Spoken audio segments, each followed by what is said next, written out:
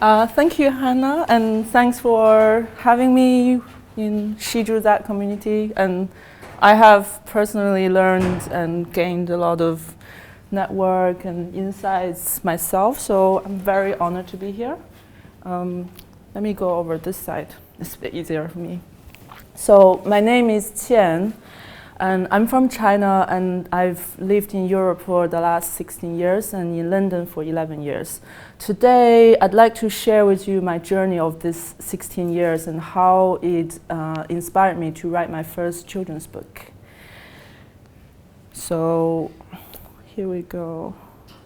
So I've always been a massive bookworm, and my dad had a huge amount of book collections, and it sort of piles up from the floor to the ceiling. So I've been basically reading any book that he thinks that's suitable for my age at the time. Through reading all of the books, I came to realize how much I'm drawn to storytellings. And then a few years later, I got into manga. And so I was just reading manga, drawing manga-style drawings. Anywhere I could grab some paper or free space on a textbook anytime that I could, and I dreamed to write my own manga story one day. So when it came to university applications, I decided I was gonna study animation, as it was the closest thing that I know that's to manga. So I moved to Beijing to study my BA animation in Communication University of China. And then I discovered a whole new world of animation. It wasn't just anime or Tom and Jerry. I learned there were experimental films, character animations, concept arts, and stop motion, etc. So in year 3, I had a chance to continue my BA degree in Norway. I was very young and naive, so I dragged 2 large suitcases and moved to this beautiful Norwegian coastal town called Volda and started my new life there.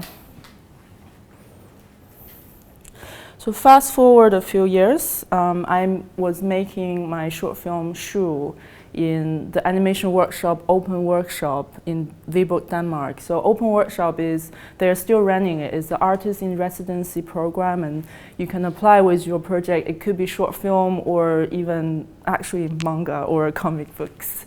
And if they grant you, if they like your project, they will basically supply you, they will host you free accommodation and give you a workstation. So definitely look into that if you have a project going. So here's a few clips from the film.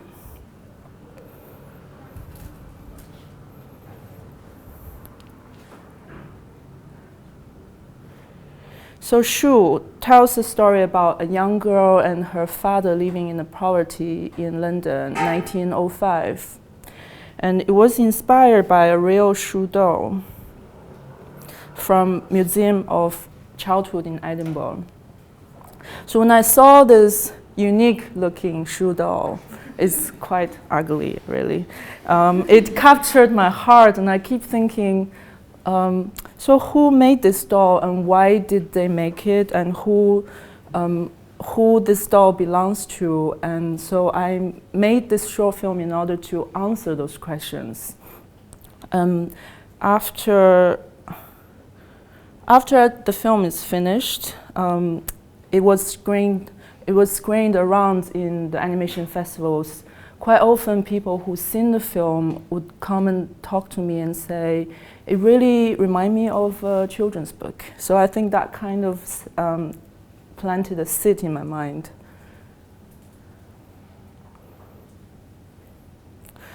So then I moved to London to study my MA degree in central somatics. After graduation, I worked on Tim Burton's stop-motion feature film Frankenweenie. So here is a few clips of the shots I've worked on.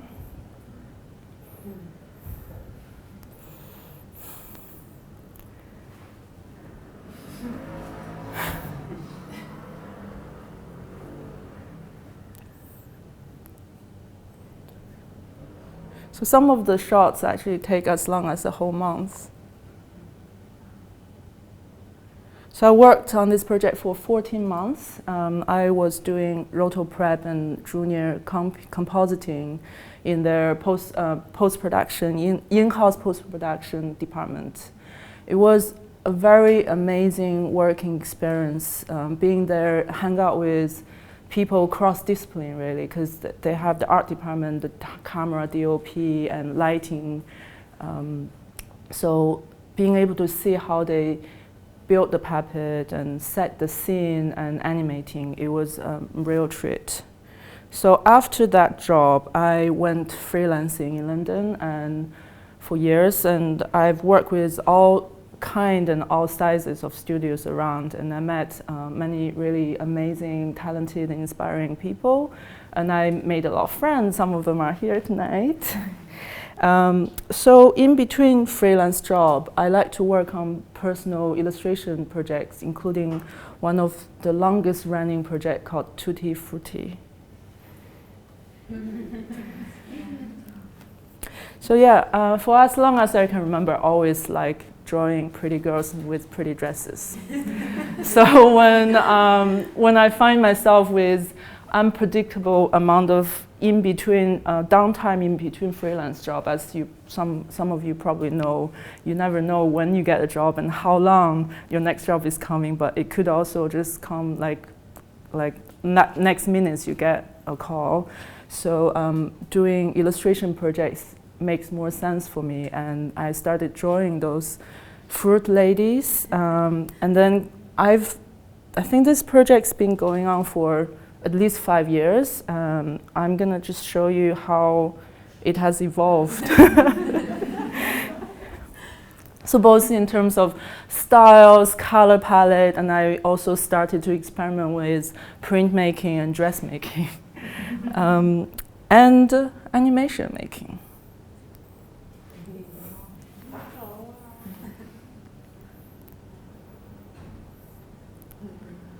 Also, I wanted to give a shout out on Panimation, because I actually did get some help at some point. Some of the girls from Panimation have been helping me in doing like in-betweens for this project. And then, so over the past few years, I've also been lucky enough to direct and art directed a few commercial projects. So today I wanted to talk more about the book, so I'm just putting them all in here to save some time. And I'm not going to dive too much into what they are, but I really wanted to point out this couple here, that I wanted to mention them because I really do think personal project pays off in the long run, because I was doing Tutti Frutti and I posted them online, and eventually I got jobs opportunity as that to produce something that is very similar to my personal project. So I do think, take on freelance work, but definitely develop your own style and develop your personal project, and those things are going to pay off. And also, when I was doing them throughout the years, I always worried that my style changed a little bit too much, but now, like, when I put all of this together, it looks like they actually seem to fit fairly well. There is a theme going on. So yeah, I think just like trust yourself and just yeah. And also, I realized most of the projects I directed are story-driven projects, even though they are commercials, and I think that kind of shows that how much I was really into stories. And yeah, so how did I get into children's book? So I grew up in 80s in China, so I didn't really get exposed to many illustrated books nor children's books. Then later, once I moved here in England, I wanted to improve my reading in English, and I started reading classic children's literatures. And I got really into Roald Dahl and Beatrice Potter. And then my favorite author is Tove Jansson. I'm sure you all know about her, and her famous series, Moomin. I really like Tove Jansen's adult novels, the summer book and the winter book. So if you haven't read them, I'd highly recommend them. And so yeah, so funny that I have been doing this the wrong way around, really, because when I was a child, I was reading more adult literatures, and then I grew up and read children's book. So the inspiration of my book or my story is a piece of leaf stuck on a spider web. And when this scene just got my imagination going, so why is there a piece of leaf and who put it there? Is it the spider? If the spider put the leaf there, what else does this spider does? So it also resonated with what I have been through in my life, that I left home, I moved from China to Europe, and I lived in 3 different countries, and my life has been formed and reformed throughout of the years of moving around, and it hasn't been the easiest experience because I have an ever-growing collection of things, books, and furnitures, and I also at the time, I was really into minimalism, thanks to Marie Kondo, and so I've been given a lot of thoughts about this, and so when I saw this piece of leaf on the spider web, a story formed in my mind, and it's about a spider who loves collecting beautiful things, but he's about to find out nothing lasts forever unless he collects it with his heart. So before I figure out the whole story, I just write down and draw every little small moments, things that pop up in my mind. For example, there was a line, every spider leads a life of adventure. It pretty much sets the tone of the entire story. So spiders flying around holding a piece of leaf or flowers, and I knew then that I wanted the story to be magical and poetic. So then after I wrote, sort of come up with the full storyline, and then I produced book dummies. Book dummy is kind of like storyboards for animation films, but then you make it as if it's a book. So I've got, this is a whole series of book dummies that I made throughout the entire process. And I'll just pass it around so maybe you could all have a look. Sorry, you can maybe exchange on each side as well. So this being the most final one, those being like early stages.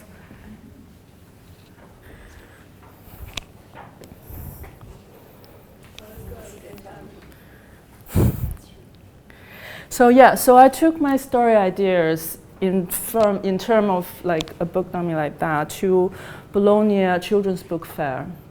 And for anyone who is interested to get into children's book publishing, it is the best event you can go to. So every springtime around end March or early April, children's book editor, art director, people who does the marketing side of things, illustrator, they all gather around in Bologna in this beautiful Italian town for 3-4 days, and there you can soak up all the information. You can immediately get impressions of how every country's children's book publishing is different from each other and what kind of style, what kind of topic they're into. You can show your work, you can get feedback, and you can make connections. So it is hard work to be there. I personally had to wear a hole in my trainer the first year I was there purely by walking around too much. But it is very, very efficient compared with to send your manuscript to a publisher and wait for answers. I guess we're all familiar with the legendary story of Harry Potter getting 27 rejections before it was finally published.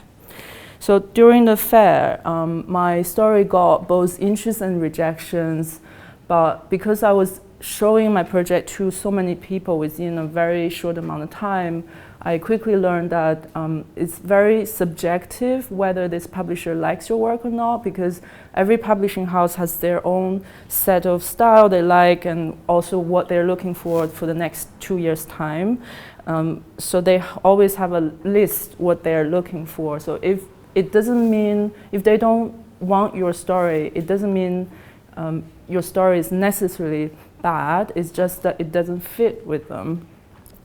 So I think I kind of learned to grow my face in a Chinese way, to not really care as much. But obviously, you need to learn. You need to get feedback and consider whether those feedback are good, useful. So I was really lucky. I met Libby, the editor of Anderson Press, which is based in London as well. And she liked my story, and she invited me back to have a meeting back in London. So in the meeting, I met her and the art director, Becca, and we talked through the whole stories, and they gave me some fairly reasonable feedbacks. I made some changes, sent a new version to them. They brought it to the acquisition meeting. So acquisition meeting is an internal meeting in a publishing house where everybody, like the editor, the art director, the head of the publisher, and the marketing team, they all sit together and they decide those potential projects, whether it's suitable for publishing. So then eventually I got offered a contract.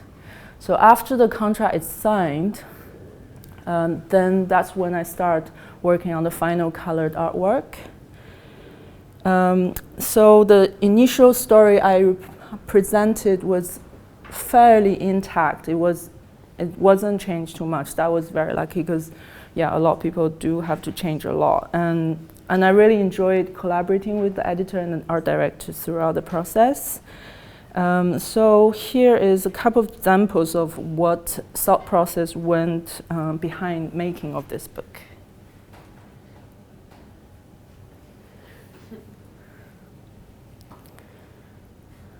So first of all, why spider?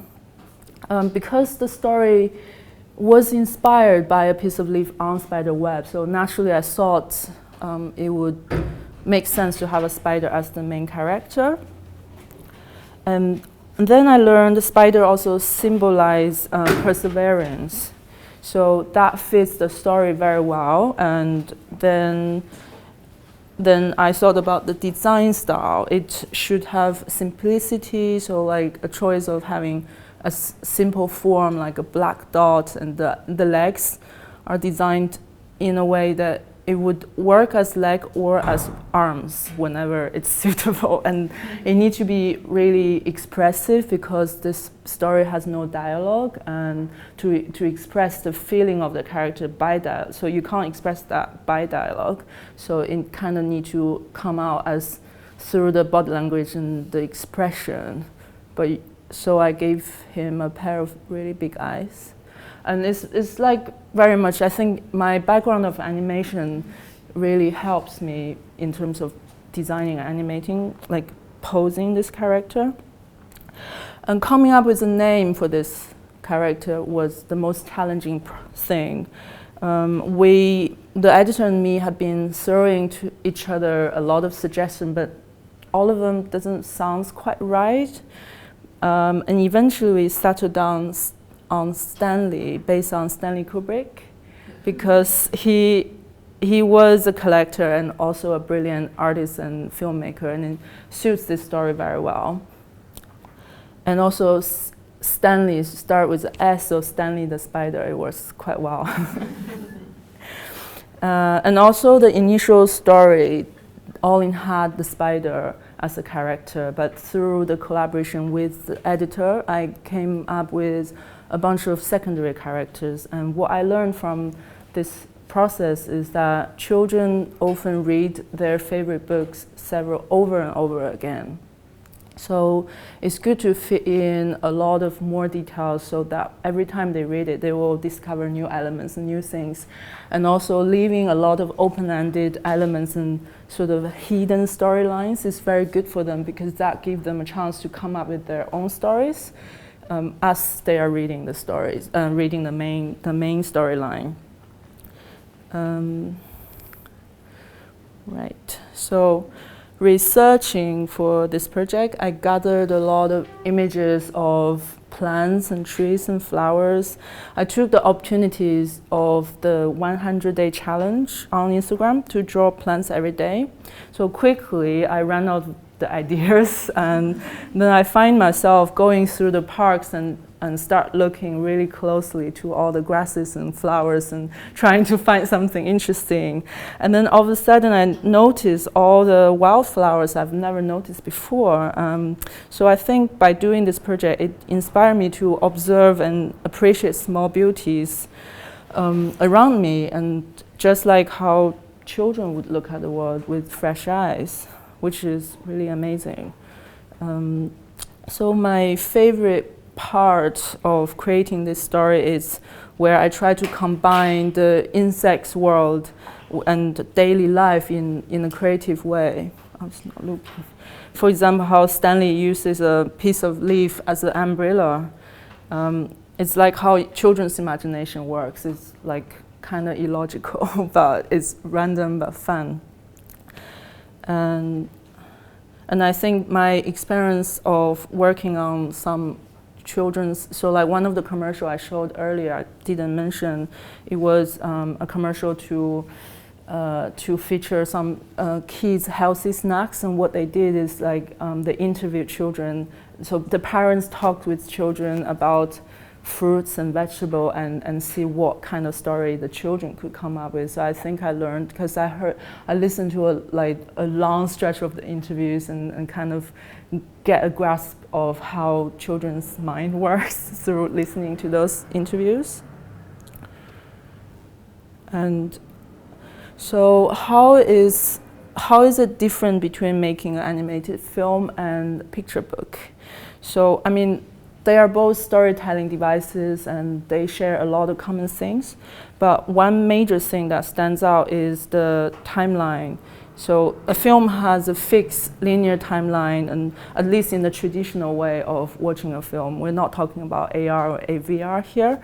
So audience experience the film as a given. You watch the film and that's whatever that's made, you're watching it. And readers of a picture book, on the other hand, they can look at the book, they can look at this particular spreads for as long as they want, where they can fast forward to the next 3-4 pages, or they can go backwards another 2. So the timeline, in a way, the pacing is a fluid, is a very interactive. And so set the pacing is the most challenging part of making children's book. So to show movement or to stretch the time in order to, for example, emphasize the emotional transitions of the character, I use multi-panels to really show like a pose throughout the timeline. Or I could jump from one moment to another and really fast forward without like a strictly logical thing behind it.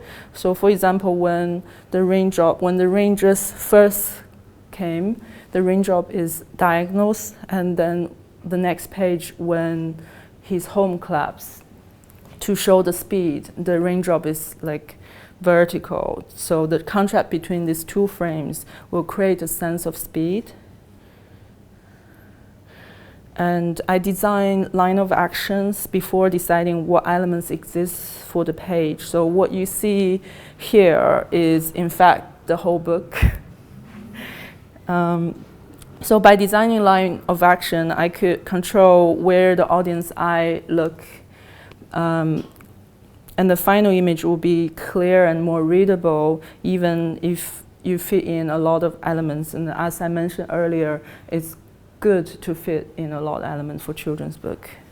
So I think some of the book dummy, I had the elements sort of marked. I think the smaller version, yeah, that one.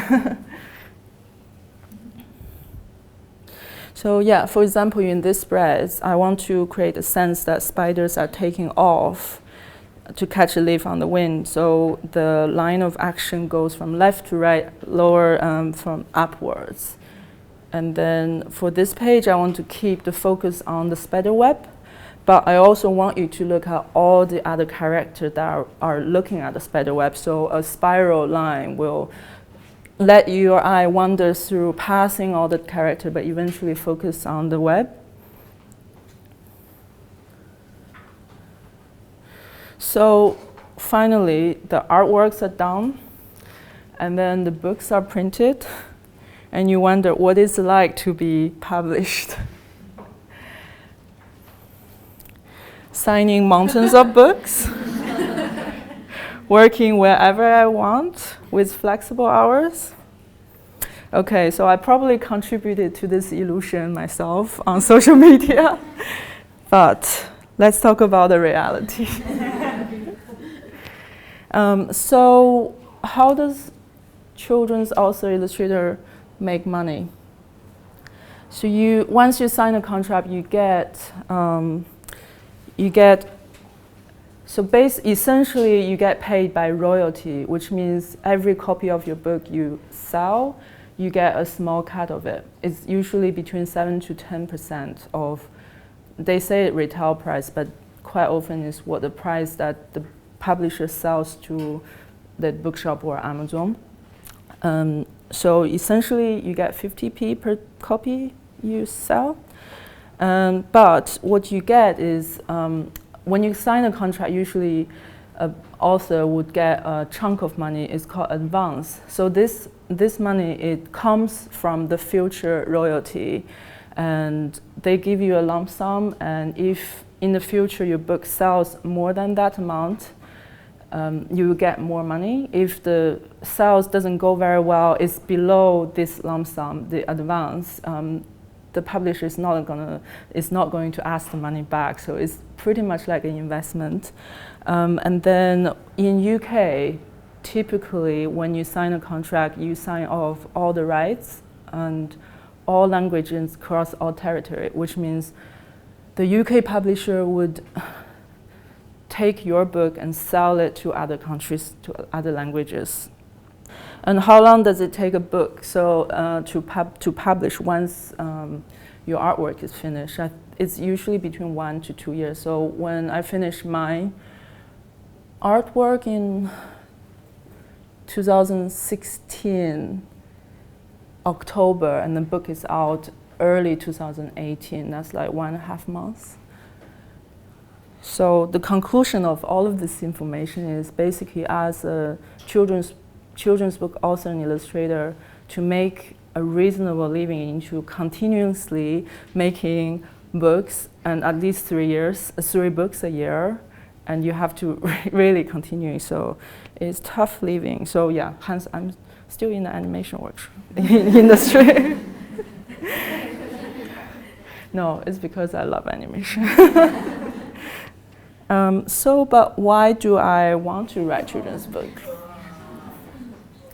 What's the rewards? So first of all, to be able to tell a story that's 100% belong to me is the biggest reward, and then to be able to reach the audience directly, when it's really a special kind of rewards, the satisfaction when I'm reading a book to the kids, and when you see they understand, they get the stories, and especially if your story make them think beyond the pages, and also by doing school events, it's not just to promote my book. It's really my very presence that sets example to the kids that you could make a living by making arts and by writing stories. And because a lot of kids, including kids in UK, when they live in a very small remote town, their whole life is set about what they've grown up with, what they see.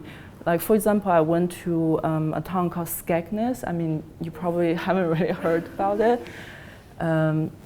And most of the kids in the school that I went to, they are shop owners' kids. So all they know in their whole life is that you could run a shop and make a living. But when they see an author, an artist, they were like in awe. They were like, "Are you for real?" You know, literally. And also, it it is very important for children of color or for children who has less privilege to know that they can write their own stories, and because I'm Asian, so I'm not this typical white, I'm not the main race in this country. So by showing up and telling them my story, it will encourage them to realize that everybody's story matters, and so that they can be encouraged to tell their own stories. So those pictures are from my Chinese book tour when I was in China in around Christmas time. So shall we read the book together? The Weaver.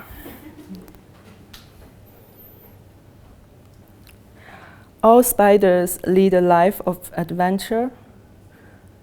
Once they are born, they wave goodbye to each other and catch a lift on the wind. When the wind drops them off, they set about waving a web. Stanley has found his perfect spot. Stanley is a weaver. He's also a collector. He collects seeds, twigs, leaves, and all kinds of precious things he cannot name. Stanley is very proud of his collection. But then the rain comes. Suddenly his home collapses. He only manages to save one leaf. How can Stanley keep his leaf safe? Though he tied it tightly, the wind takes his last leaf away. Stanley has lost everything, hasn't he?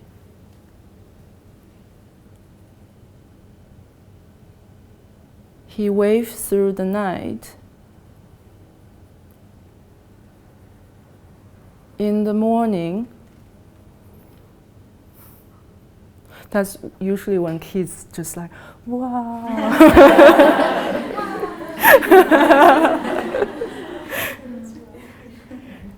It is time for Stanley to catch a leaf on the wind again. Thank you.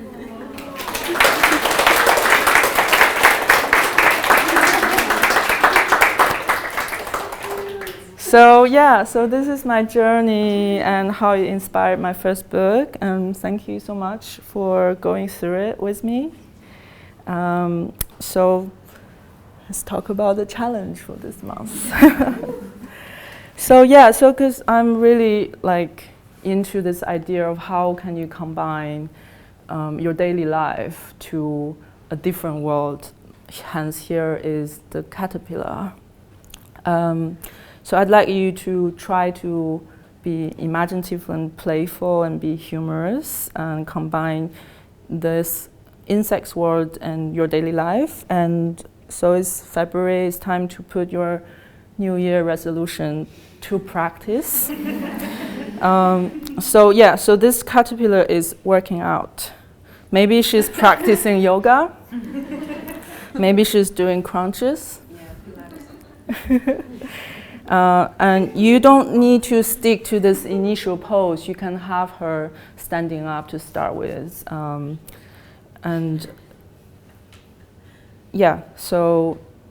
So you can also feel free to use any props that you can use, but I mean obviously it's better if it's leaf or flower, and try to give them imaginative use. And how can you use those as a prop, like how this flower is a hat for her, and have fun animating her.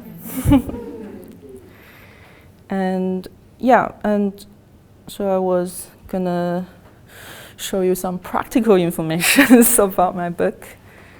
So where can you find this book? So this book has been translated to Chinese. The simplified Chinese was rewritten by myself, not translated, and the traditional Chinese and Korean. So in total, there's 4 different editions that's available, and it is available across US, UK, Korea, Singapore, Hong Kong, Taiwan, mainland China, and Korea. And for UK, you can buy them on Amazon, but I already talked about that. You can try to go to bookshops. Not sure they're still available because it's been out for a while. You can also buy from me. Yeah, so yeah, that's it. And I do have some prizes for the people who are doing challenges as well. So yeah, like prints. Thank you.